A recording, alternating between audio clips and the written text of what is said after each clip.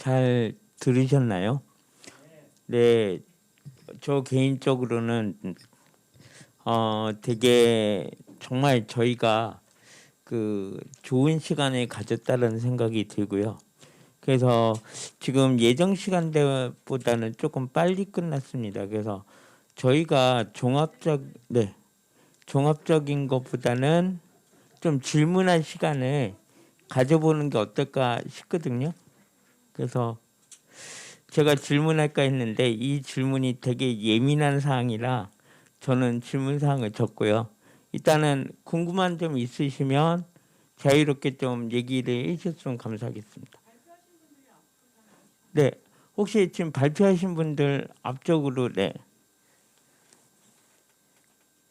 물권리에 대한 문제를 조금 찾아서 포함을 시키긴 했는데 그 이유 왜 그렇게 간과되는지 가장 첫 번째 이유는 뭐냐면 제가 생각하기에는 위원님들하고 이제 일단은 장애 아동이 본인이 필요한 의사를 얘기하지 못한다는 것 같아요. 그래서 본인에게 어떤 이슈가 가장 중요한지에 대해서 본인이 얘기가 아니라 대부분 장애 아동의 부모들에 의해서 자꾸만 전달되기 때문에 그게 어쩌면 어느 정도 왜곡되고 될 수도 있다. 왜냐하면 대부분 다 돌봄에 대한 얘기만 나와서 결국 이 돌봄 얘기가 나오는 순간 이거는 장애 아동에 대한 문제가 아니라 장애 아동 부모에 대한 문제로 환원되잖아요. 그래서 이 문제를 어떻게 그 갭을 좀 줄여야 되는지 좀 말씀 좀 답변을 해주셨으면 좋겠습니다. 김희진 총장님 먼저. 네, 사실 감사하게도 저희는 아동보고서 집필진, 그러니까 아동보고서 집필이 한순간에 이루어진 건 아니었어요. 무려 3년의 시간을 거쳐서 아동 권리를 알고 그리고 나 스스로 아동 권리 옹호 활동을 해보고 그리고 그것이 나의 삶과 정부 정책까지 연결될 수 있다는 그 과정을 지난 3년간 거쳐온 아동들 중에서 최종적으로 아동보고서를 작성을 하고 제네바까지 갔던 아동 대표 중에 한 명이 장애 아동이 있었거든요. 그래서 그 아동이 아무래도 본인의 경험과 다양한 생각들을 심의과정 전반에 전달을 할 수 있었기 때문에 좀 더 위원들에게 특히 장애 아동의 통합교육과 놀권리 부분이 상당히 배제되어 있는 현실을 전달하는 데 효과적이었던 것 같은데 사실 제 개인적으로는 어려웠던 점이 저는 5, 6차 NGO 연대보고서를 준비하면서 지금까지 아동 이슈로 다루어지지 않았던 많은 이슈들을 담고 싶었어요. 그래서 가령 가습기 살균제 사건도 가장 큰 취약한 피해 당사자는 아동이었고 뭐 학교의 성면이라든지 미세먼지라든지 환경 문제로 다뤄지지 아동인권 문제로 생각되지 않는 것들을 보고서에 담기 위해서 뭐 여성단체도 찾아가고 환경단체도 찾아가고 여기저기 연락을 했는데 장애 아동과 관련된 전문적인 현장 경험과 이야기를 전달해 줄 수 있는 단체가 없었습니다. 여기저기 연락을 해보았는데 장애 아동과 관련된 이슈를 다루는 단체는 장애인 부모연대 밖에 없다라고 말씀하신 분도 있었고 연락을 해서 이제 그러면은 민간 보고서에 담을 수 있는 내용이 뭐가 있을지 의견을 드리겠다라고 했는데 이게 장애 아동에 특화된 내용이라기보다는 좀 그냥 일반적인 내용이어서 그 내용을 전부 다 수용하기도 조금 어려운 부분도 있었고 그러니까 장애 인권 단체들 중에서도 장애 아동 이슈는 약간 소외되는 느낌을 받았고요. 그리고 일반 단체들도 장애 아동은 굉장히 장애라는 스펙트럼이 굉장히 넓잖아요. 신체장애뿐만 아니라 정신장애까지 특히 아동의 경우에는 발달장애와 신체장애가 굉장히 다른 측면에서 고려되어야 하는데 그 모든 부분을 아우를 수 있는 그리고 관심을 갖고 있는 단체가 없는 게 굉장히 아쉬웠고 지금이라도 이 UNCLPD 장애인연대가 NGO 연대가 좀 장애 아동의 이슈를 중점적으로 다뤄주셨으면 좋겠다 하는 그래서 다음 보고서를 작성하는 기회가 온다면은 기꺼이 얼마든지 의견을 마구마구 주시면 좋겠다라는 의견을 말씀드리고 싶어요. 네, 저 하나 덧붙이자면 이게 저희 현실인 것 같아요. 장애 아동은 장애인이면서 아동인 그 취약성을 두 이중으로 가지고 있고 그래서 그런 부분에 있어서 목소리가 제일 작고 그 목소리를 대변해주는 단체들도 되게 적고 아동단체들도 또한 장애에 대한 전문성이 별로 없다고 생각이 들어서 목소리를 내기 되게 꺼려하거나 자신감 없어 하는 거는 이런 게 좀 현실인 것 같습니다. 그래서 저는 개인적으로 이제 어쨌든 장애 아동이 가지고 이거 어제 제가 이거 다시 준비하면서 그 오스트레일리아 그러니까 호주에서 보고서 CRPD 관련된 보고서 낸 것들을 봤더니 그 장애 아동 관련된 내용들이 굉장히 많이 들어가 있더라고요. 그래서 저희가 그런 부분을 지금 시점에서 잘 준비할 필요도 있지만 이제 요 플랫폼에서 얘기할 수 있는 장애 아동의 목소리를 그 이제 아동 보고서를 통해서 저희는 혹은 이제 직접적으로 심의 대응에 아동들이 참여하는 방식으로도 그렇게 같이 참여를 하니까 그런 것들을 조금 장애 아동이 자신의 이야기를 이 위원회 앞에서 실제로 할 수 있는 그런 내용들을 좀 준비해 보시면 어떨까 이런 의견을 좀 덧붙여드립니다. 저는 어떻게 보면 장애아동이랑 이주아동이랑 좀 되게 비슷하다는 생각이 드는데요. 이주아동도 사실 실질적으로 이주아동 보고서가 나간 건 처음이고 이전에 뭐 CSC에도 그렇게 권고 내용이 풍부하지는 않았었거든요. 근데 그럼에도 불구하고 좀 현재 문제가 되는 지점들을 좀 이렇게 누군가가 좀 잘 정리를 해서 좀 이렇게 근데 좀 제출도 하고 그런 작업이 있었기 때문에 조금 더 의미가 있었던 게 아닌가 하는 생각이 듭니다.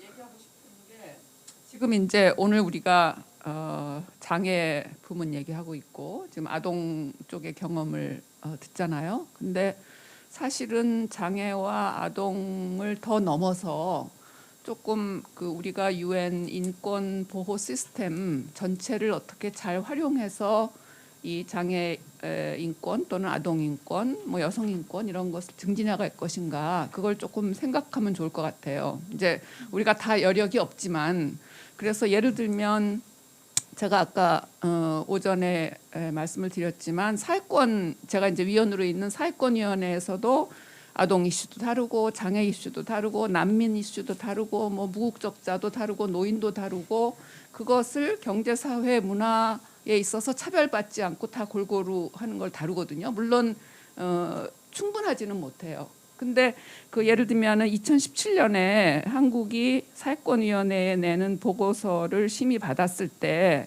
그때 나온 그 최종 견해에 아동 학대가 들어갔어요. 그래서 아동 학대가 들어갔는데 그 보호를 받고 있는 아동을 보호하기 위한 법 체제, 법과 제도. 그래서 학대를 받았을 때 분리해가지고 따로 할 수 있는 그런 걸 해라. 근데 이제 아까 얘기했을 때 그 체벌 문제가 제기됐지만 견해에 포함이 안 됐다 그랬잖아요. 그러면 그 법에 체벌을 금지하는 것도 포함해서 뭐 그런 게 이렇게 한마디 들어갈 수도 있고 그랬는데 그래서 이제 우리나라의 그 위원들이 지금 4개 조약기구에 진출해 있습니다. 그래서 김미연 위원님 장애에 있고 저는 사회권에 있고 그다음에 인종차별철폐위원회에 정진성 교수가 있고 그다음에 이제 새로 올해 선거에서 고대 서창록 교수가 자유권위원회로 진출했어요. 그러면 예를 들면은 장애 이슈와 관련해서 장애인 권리위원회 중요하고 장애 아동과 관련해서 아동권리위원회가 중요하고 장애 여성과 관련해서 여성차별철폐위원회가 중요하고 그다음에 자유권과 사회권위원회는 이걸 또 다 포괄해서 할 수 있고 그래서 조금 새롭게 뭘 자료를 모으고 보고서를 쓰고 하는 게 아니고 예를 들면 CRPD NGO 연대에서 장애인 권리위원회의 심사를 위해서 보고서를 하고 했으면 그다음에 아동 부분의 핵심적인 걸 뽑아서 아동권리위원회에서 할 때 보고서를 내고 그다음에 사회권위원회에서 할 때는 장애인 그다음에 뭐 예를 들면은 이주 아동 있잖아요. 그 공항에서의 그 상태. 그래서 그러면 그 공항에서의 난민 아동들이 그러면 한국에 머무는 권리를 획득해가지고 그러면 학교 교육도 다 제대로 받고 있냐. 예를 들면 계속 모니터링을 해갖고 학교에서 차별받고 이게 제대로 안 되고 있다. 지원도 못 받고 정말. 그러면 그 이슈를 가지고 또 해당 위원회에 그게 다 자유권 이슈고 사회권 이슈고 아동 이슈고 그다음에 저 아까 가습기 얘기도 했는데 정말 환경 문제는 사회권위원회가 11조 하에서 깨끗한 환경에서 살 권리, 의식, 주, 뭐 물, 위생 뭐 그런 게 다 포함되거든요. 그래서 조금 이 아주 그 해당되는 다른 위원회에 한국의 문제를 여러분들이 관심 가지고 있는 것을 딱 그냥 한 페이지라도 해서 그것을 비록 가질 못해도 왜냐하면 다 여비 들고 뭐 시간 내고 해야 되니까 가지는 못해도 주력으로 하는 아동권리위원회 또는 장애인권리위원회는 직접 가서 로비하고 뭐 열심히 하고, 그다음에 자유권, 사회권, 그다음에 여성은 또 뭐 여장연은 가야 되겠죠. 그래서 그런 데는 하여튼 한 페이지 두 페이지라도 NGO 보고서를 내서 문제 제기를 하고, 그러면 결국은 위원들이 그래도 18명 가운데 보는 위원은 있거든요. 그래서 그렇게 좀 하고 그 코쿤이 여기 신진호 씨 와 계시니까 코쿤이 좀 그런 시각을 다 가지고 장애관리위원회, 장애 문제에 관해서는 CRPD NGO 연대가 있고, 그다음에 아동에서는 인CRC랑 뭐 두루랑 해가지고 또 그 단위가 있고, 사회권은 사회권대로 또 그 모니터하는 NGO 보고서 하는 단위가 있고, 자유권도 있고 그렇습니다. 그래서 그것을 코쿤에서 좀 적절하게 해가지고 이렇게 여기 제대로 내고 있나 그런 거를 좀 하는 역할을 하고, 그래서 서로 단체들이 다 연대해가지고 좀 이게 크게 협력하고 시너지 효과를 낼 수 있는 그런 게 돼서 결국은 이게 다 한국의 인권 상황을 개선하는 게 되니까, 그래서 여력이 없겠지만 그래도 좀 더 눈을 돌려서 다른 데도 좀 같이 제출을 하고 같이 협력했으면 좋겠습니다.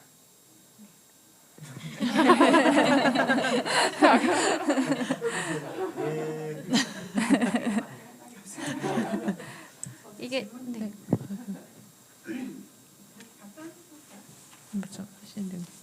답변이라기보다는 사실은 하고 있어요. 이게 위원회 권고가 한 번 나왔다고 바로 변화가 이루어지는 경우는 없기 때문에 저희 수많은 NGO들이 한 번 다뤘던 내용이 해결될 때까지 같은 내용을 또 보고서에 또 담고 또 담고 또 담고, 다만 서로 다른 중점을 두는 보고서에 우리가 무엇을 선택해서 담을 것인가는 내부적인 논의가 필요하겠지만 반드시 성취해야 되겠다라고 목표를 정한 것들은 정말 아동 성착취 같은 경우에는 고문방지협약 보고서에 쓰고, 사회권에도 쓰고, 자유권에도 쓰고, 아동에도 쓰고, 이런 식으로 반복해서 제출하고 있고, 그게 사실 일을 좀 수월하게 하는 방법이기도 하고요. 그리고 또 위원회의 종전 권고에도 불구하고 이러한 문구 한 줄 넣어줬을 때 조금 더 설득력이 있다라는 생각이 들어서 굉장히 많이 활용하고 있습니다.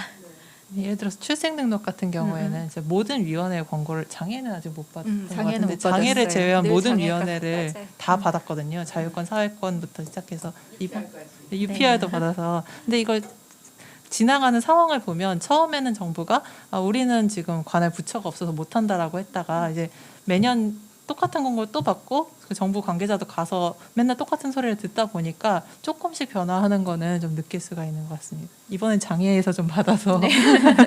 전관항을 한번. 네, 잘 들었습니다. 우선 그 아동 영역에서 그러면 NGO 보고서 연대가 처음 꾸려졌다고 아까 말씀하신 건가요? 3, 4차 연대. 때도 연대 보고서가 제출은 되었었는데 사실 음. NGO 실무자들이 주도해서 작성했다라기보다는 이제 학계 전문가들이 집필을 하는 형태로 연대한 것으로 네. 알고 있어요. 그래서 그건, 이렇게 광범위한 연대는 처음이었다라고 네. 말씀드렸습니다. 그럼 연대는 이제 계속 유지되고, 아니 보고서 이거 심의 끝나갖고 해체된 건가요? 어떠한 결속력 있는 그룹을 형성한 건 아니고 정말 네. 보고서 작성을 위한 연대였고, 근데 한 번 이렇게 연을 맺었기 때문에 관련된 이슈에 시시각각 대응할 수 있는 연락 관계망이 만들어졌다라고 보면 될 것이고요. 이 경험을 토대로 차기 보고서에는 조금 더 쉽게 결합할 수 있지 않을까 기대하고 있어요. 네.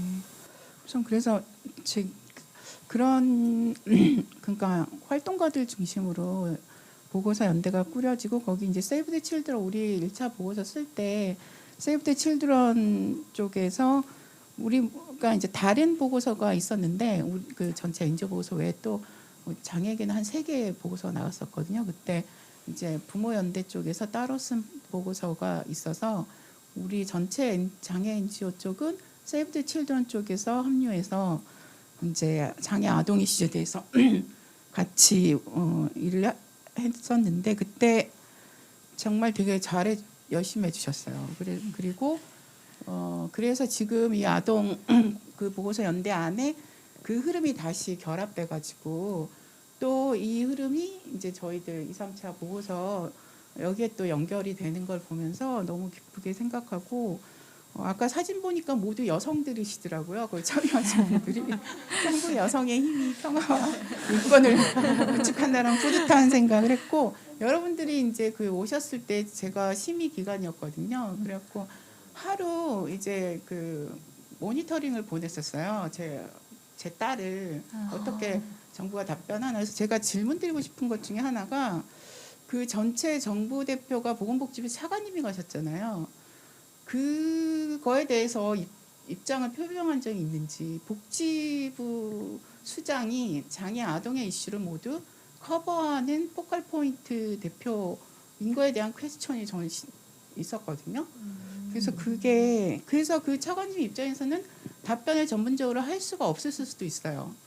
그리고 그 부분이 우리 NGO 구성하신 분들이 어떻게 생각하실까라는 이제 고민이 좀 있었고 저희 이제 유엔장애인 권리위원회는 아동권리위원회하고 조인트 커미티를 만들었어요. 그래가지고 아동권리위원회 위원들 중에 장애 인권 이슈를 잘 정확하게 이해하지 못하는 위원들이 좀 계세요. 그래서 그 장애인에 대해서는 아동에 대해서는 철저하신데 장애가 들어가면 되게 이렇게 뭐랄까 시혜적인 그래서 저희가 조인트 스테이트먼트 만들고 가이드라인즈 만들고 있는데 내부 투쟁을 하고 있어요. 그 아동위원회 위원들의 장애 아동들에 대한 인식이 우리하고 부딪혀가지고 그래서 이런 스트러글을 통해서 위원들끼리도 지금 이제 어떤 관점을 그 바꿔 나가고 위원들이 장애 아동에 대해서 더 적극적으로 관심 가지게끔 위원회가 이제 그 역할을 이제 하고 있는 지점이 있고 그 다음에 저는 아까 그 장애 아동을 위한 그 권고가 일반 논평 제9호가 2006년도에 CRC에서 나왔잖아요. 그래서 이거는 진짜 왜냐하면 장애 아동 조항이 CRC에서 되게 약하잖아요. 그리고 모든 아동들에게 해당하는 내용들이 장애 아동들도 다 누려야 되는데 별도로 빠져서 의외로 약화된 성향이 있기 때문에 그 일반 논평을 통해서 그 전체적 그러니까 이 어프로치는 뭐냐면 한 그 협약에서 그 스페시픽한 그룹들에 대한 어프로치는 트윈 트랙 어프로치예요. 그래서 전체 다 그 인클루시브하게 적용을 하면서 스페시픽한 조항에서 깃발을 들고 있는 그런데 그러니까 협약과 협약 사이에는 요즘 어떤 어프로치를 쓰냐면 인터섹셔널 어프로치예요.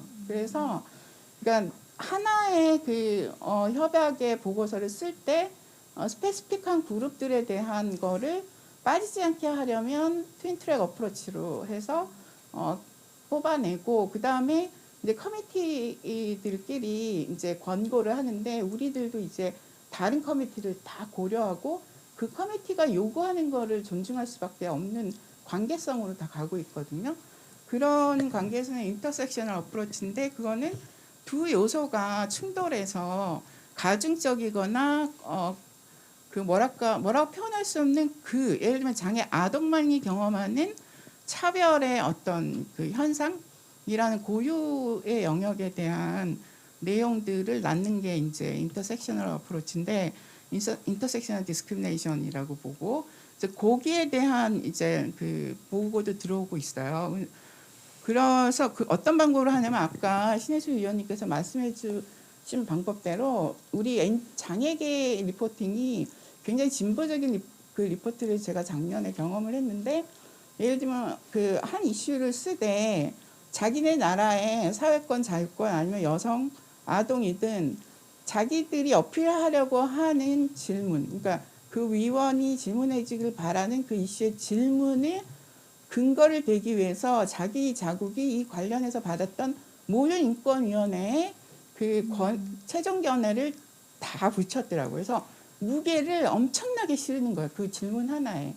그래서 그거를 위원한테 이제 주면서 우리가 이 질문이 당신이 왜 꼭 해야 되냐면 우리나라 정부에 대해서 이 이슈에 관련해서는 이렇게 많은 인권위원회가 권고를 했음에도 불구하고 이 부분이 이렇게 진행이 되지 않고 있어서 특히 이 부분이 장애 예를 들면 아동에게 적용했을 때는 이 부분이 그 얼마나 심각한가, 얼마나 그 더 심각한 문제를 일으킨가를 하고 그러면서 이제 무게를 너무 실어주니까 우리 위원들 입장에서는 질문을 할 때 그걸 되게 많이 활용을 해요. 너네가 CRC도에서는 이런 질의를 받았고 CRC에서는 이런 질의를 받았고 예를 들면 이렇게 저희가 일부러 멘트를 특히 제가 그걸 잘하고 있는데 인용을 하면서 내가 이 질문을 하는 거 얼마나 중요한지 저 위원 입장에서도 이렇게 칼날을 던질 때 이렇게 되게 무게를 실어서 던지는 그래서 이제 그런 방법들이 요즘 그렇게 다 질의를 하고 있고 NGO들도 이렇게 보고서 쓰고 있다 이런 생각이 좀 들었고요. 우리 장애 아동 이슈에서 제가 우리 그 아동 권리 위원회에 던진 질문 중에 하나가 그 장애 아동 이슈에서 또 다른 장애 소녀들 이슈. 우리는 girl with disability가 명확하게 단어로 있거든요. 그래서 단순히 그 children이라는 개념에는 중성적 그게 우리 장애 이슈처럼 그래서 children with disability를 할 때 girl with disability를 다시 꺼내가지고 넣어야 되는 지점이 있어서 그 부분에 대한 내용이 좀 이제 다음에 해야 되겠구나 우리 여기 연대에서 그런 생각을 좀 했고요. 정말 저 궁금한데 포칼 포인트 정보 그거는 어떻게 생각하시는지 궁금해 죽겠어요. 이 행의 주체가 누구를 보고 계시는지 아동 그 최종적으로 우리는 어쩔 수 없이 장애인 보건복지부의 장애인 정책국이 있었고 포칼 포인트 부처가 있고 이 부처 책임져서 다른 부처의 이행을 이제 독려하거나 보고서를 취합하는 간사 역할을 하거든요. 아동은 우리 NGO들께서는 어디를 보고 있는지 그다음에 여가부의 청소년 이슈들은 어떻게 평가를 하셨는지가 들으면서 좀 궁금한 내용이었어요. 부처의 네. 해주면 우리 장애 NGO들이 리포팅에 또 포함시킬 거니까 이게 다 유기적으로 관여된 거니까 네. 했다 안 했다 이걸 말씀드리는 게 아니라 이런 어려움이 있거나 빠졌으면 그게 바터는 이제 우리 쪽이 받아가지고 사실 보건복지부가 적절하냐 적절하지 않냐라는 문제는 저희는 일단 아동을 전담하는 중앙부처가 없다라는 문제의식은 모두가 공감하고 있지만 어쨌든 현행법 제도상 아동권리협약 이행 주체는 보건복지부로 되고 있고 그렇지만 역시 청소년 여가부가 담당하고 이제 아동사보건 법무부 그리고 교육부 관련된 네 괜찮아요? 하신 거 아니세요? 네. 보건복지부 네. 얘기를 하다 보니 관련된 부처가 굉장히 많고 그래서 저희 심의 때 초반에 아동권리위원회 위원이 혹시 한국은 아동부를 별도로 둘 계획은 없느냐라고 질문을 시작했는데 이제 수장으로 오신 차관이 이거는 실무 단위에서 답변하기 어려울 것 같아서 제가 답변하겠습니다. 앞으로 그럴 계획은 당분간 없습니다. 라고 네. 네, 그렇게 근데 네. 그 인종차별위원회 같은 경우는 담당이 외교부였거든요. 그래서 정말 아무것도 하지 않고 네, 그런 좀 근데 저희가 그걸 외교부에서 하지 말라고 했었는데 제가 조금 그 역사를 아는데 말씀을 드리면 우리나라가 그 인권 조약에 가입을 해서 초기에는 외교부가 다 보고서를 썼어요. 그랬다가 그 외교부 출신 그 국장님이 법무부의 인권국장으로 가면서 외교부 거를 나눴어요. 나눠가지고 여성은 여성가족부에서 하고 그 다음에 법무부가 사회권, 자유권, 그 다음에 인종 그렇게 사회권, 고문, 자유권, 사회권, 고문 방지위원회 내는 거 그렇게 세 개를 맡고 복지부가 아동 장애를 맡고 그 다음에 인종차별은 외교부가 그냥 하고 그렇게 했죠. 왜냐하면 인종이라는 게 또 외교관계 뭐 그런 게 돼 있으니까. 그래서 제 생각에는 지금 어쨌든 아동에 관한 그 정책적 그러니까 이 국가 심의 보고서를 내는 주체가 보건복지부니까 뭐 복지부 차관이 가는 거는 뭐 저는 괜찮다고 생각해요. 장관이 가면 더 좋고 그 하이 레벨에서 가면. 왜냐하면 답변은 그 담당 실무자가 하면 되니까. 그런데 그 여성가족부 개편 논의가 있었을 때 예를 들면 보건복지부에서 어떤 업무를 이관해 올 거냐. 그때 여성부를 가족부로 늘리면서 가족이라고 하면 거기에 아동도 있고 노인도 있고 뭐 여성도 있고 다 가족 구성원이 다 되잖아요. 그때 노인단체에서 그 공청회를 할 때 엄청 반대를 했어요. 대한노인회가 저 사람들을 동원을 해가지고 우리가 어떻게 여자들의 치마 폭에 들어가야 된단 말이냐 하면서 노인 이슈를 여성가족부로 이관하는 거를 엄청 반대했어요. 그래서 노인은 보건복지부에 남고 물론 그것도 노인에 대한 거가 안 보이죠.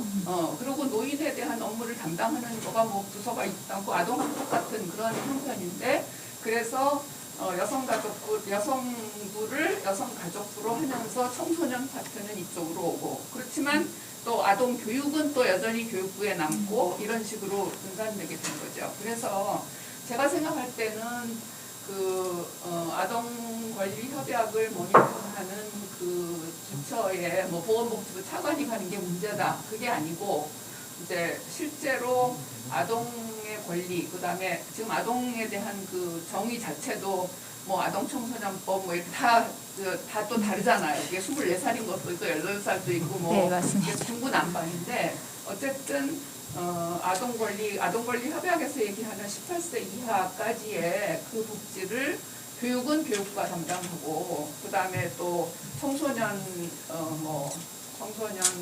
권리 증진 내지는 청소년 여러 가지 관련된 거 아청법까지 포함해서 그거는 또 여성가족부가 맡고 또 복지부가 맡는 것도 있고 근데 국가대표단을 구성할 때는 또 다 그 각 부처에서 다 오니까 그거가 문제가 아니고 오히려 명확하게 어떤 국가가 책임져야 되는 권리 증진 또는 뭐 복지적으로 해야 될 건 해야 될 거 그런 거가 예산이 없어서 충분히 못 하고 있는 문제. 지금 아동 학대 계속 아이들이 죽고 뭐 냉장고에서 시신이 발견되고 그런 한에 그런 것을 국가가 책임지고 해야 될 예산과 정책과 그런 게 제대로 없는 거.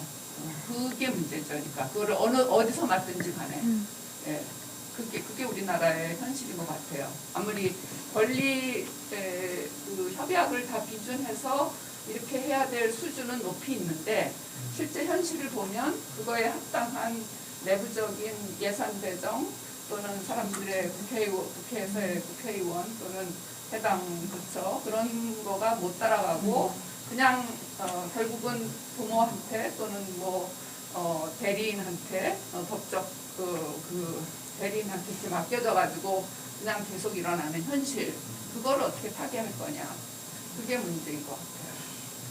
저희 의원, 이제 다른 위원회도 다 그럴 수 있지만 이렇게 최종견의가 이제 떨어지면 최종견의가 나오면 그 이행하는 그 액션 플랜을 세우라고 권고하거든요. 네. 그래서 그러면 이제 우리 장에게는 최종견의를 받으면 이거에 대한 이제 국가가 액션 플랜을 세우는가부터 싸울 준비를 하는데 근데 여기 제가 왜 이제 아직 그 보고서 쓰고 해체됐냐고 물어봤냐면 최종 견해가 이제 각계로 관련된 이슈 갖고 계속 해석적으로 효과적이지만 이게 전체 아동권리위원회에서 내린 최종 견해에 대응하는 이행을 모니터링하고 촉구하고 이게 어느 정부의 어느 단위에서 계획을 세워서 금방 최수 위원님 말씀하신 예산이 배정되는 근거로 만들고 그래서 변화를 일으키는 그 운동으로 연결이 안 되면 다음에 보고서 쓸 때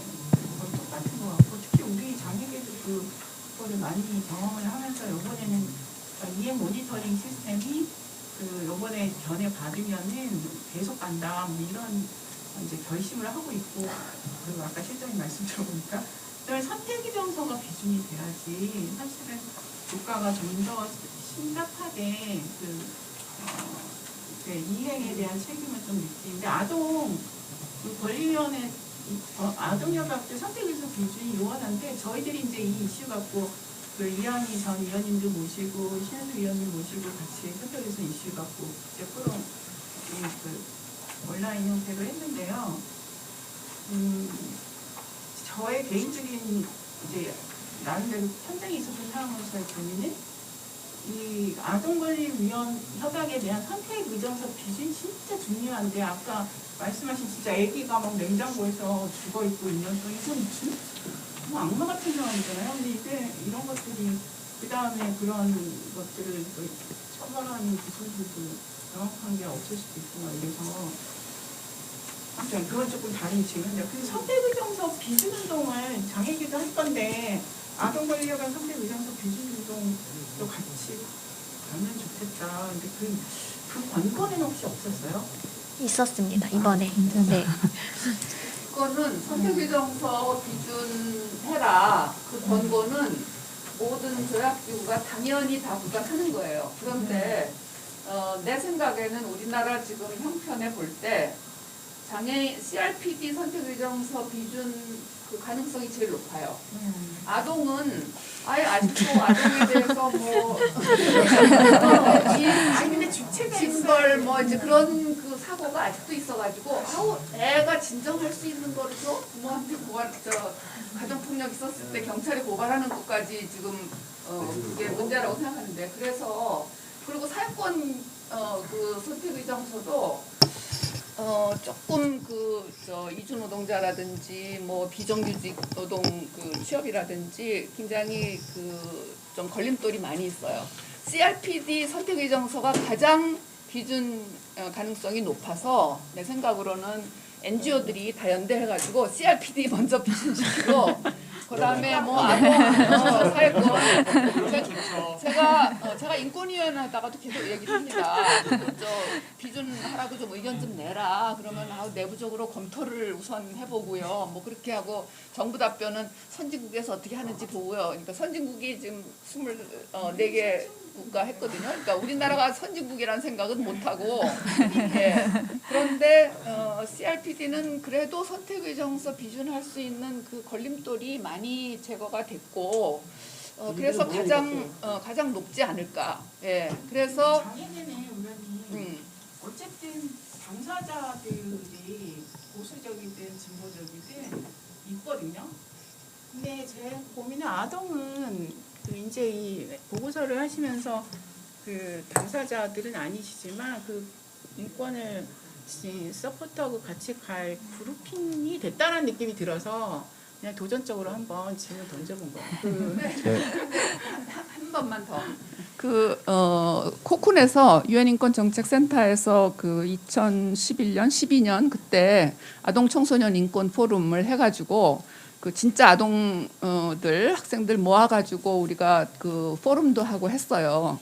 그래서 그때 우리의 선언, 요구사항 그런 걸 해가지고 거기 놀 권리를 포함해서 여성가족부 장관한테 그걸 전달하는 식도 하고 그랬거든요. 근데 지금 우리나라의 모든 그 아동 청소년에 관한 그 기조가 어떻게 돼 있냐면 입시 교육이잖아요. 아이들이 그 입시에서 해방되기가 힘들고 부모가 내 자식이 좋은 학교에 들어가야 된다라는 열망을 지금 그 정말 획기적인 사회 가치가 바뀌지 않는 한 그걸 무너뜨리기가 힘들어서 그 벽을 넘기가 아직은 조금 요원해요. 그리고 아이들의 그 고등학생들 뭐 정치 참여라든지 선거 연령 낮추는 문제 그런 게 다 걸려 있잖아요. 그러니까 이 가장 걸림돌이 이 입시 지옥에서 어떻게 아이들을 해방시키고 그런데 그 입시 지옥은 또 대학을 좀 나와야지 제대로 된 직장에 대기업에 들어갈 수 있다. 그래서 중소기업은 인력난을 겪어도 거기 안 간단 말이죠. 그래서 이런 모든 거가 다 사회적 차별과 차별 임금 그런 게 연결돼 있기 때문에 지금 그것을 다 일시에 해소하고 그 CRC 선택의정서 비준하고 뭐 아이들에게 놀 권리를 허하고 뭐 그거가 당분간 쉽지 않은 형편이에요. 그러니까 그래도 CRPD는 장애인 주체들이 당사자들이 열심히 운동을 해가지고 이만큼 왔으니까 이 기회에 바짝 밀어붙여갖고 국회를 어떻게 해서든지 설득해서 선택의정서를 비준하는 걸 이뤄냅시다. 네. 그냥 워크숍에 그냥 끝날까 생각하는데 저는 걱정인 게요. 분명히 김미연 위원님께서도 아까 점심시간에 나 마스크 쓰고 이렇게 오래 있기 힘들어야 하시는데 지금 신혜수 위원님하고 김미연 의원님이 저렇게 에너지 쏟아부으면 이 시간 이후에 어떻게 하시려고 저러나. 그래서 한 10분 정도 쉬는 시간을 갖고 그 다음 시간 이어서 진행하도록 저 하겠습니다. 질문 한 분. 네, 뒤에 저 그래도 아까 네. 차관이 수장으로 간 걸 어떻게 생각하냐고 질문 주셔서 그래도 3, 4차 아동권리위원회 심의 때는 복지부 과장인가 사무관이 수장으로 갔었거든요. 그때도 의원님 국장급이 왔어요. 네, 국장이 우리의 갔었어요. 국장급이 네, 왔죠. 그런데 이번에는 차관 네. 업그레이드된 수장이 오신 거잖아요. 아무래도 민간에서 계속 요구를 하고 관심을 보이니까 그만큼 위상이 올라간 결과라고 생각이 되는데 지금 복지부가 적절한가를 떠나서 최소한 차관급 담당자로 명시된 부처의 고위급이 올 수 있도록 하는 건 정말 중요한 문제인 것 같아요. 저희 그 아동권리위원회 외에는 다 장관이 갔대는데요. 네. 다음엔 장관이 가도록. 박상기 장관님이 두 번. 네. 때 네. 국부 국장급이 갔는데요. 네. 감사관이 가가지고 왜냐면 그때 공석이었거든요. 인권국장이. 그래서 너무 답변을. 완전히 답변이 창피하죠. 군대 같았다 그래가지고 아. 그 답변 끝나고 나서 동료 위원이 나한테 와. 왜냐면 나는 발언을 못하니까 군대 같다고. 왜냐하면 위원님이 지금 질문하신 뭐뭐뭐에 대해서는 아주 어떡해. 평가가 아주 엑스프레스. 저희 뭐 이행 부드러워. 모니터링에 대해서는 저희 뭐 아직 텔레그램 방도 있고 서드 같은 것도 저희 텔레그램 방이 있어서 계속해서 좀 모니터링을 하고 있고 그리고 서드 같은 경우에는 1년 안에 뭔가 그 이행 보고서를 네. 내야 되는 것도 있어서 그 작업도 계속 같이 하면서 네. 느슨하게 같이 자발적으로 진짜 하고 열심히 있어요. 하고 계세요. 네. 10분이라고 했는데 안 쉴라 그래. 화장실 가야 돼요. 4시에 시작하도록 하겠습니다. 네. 네.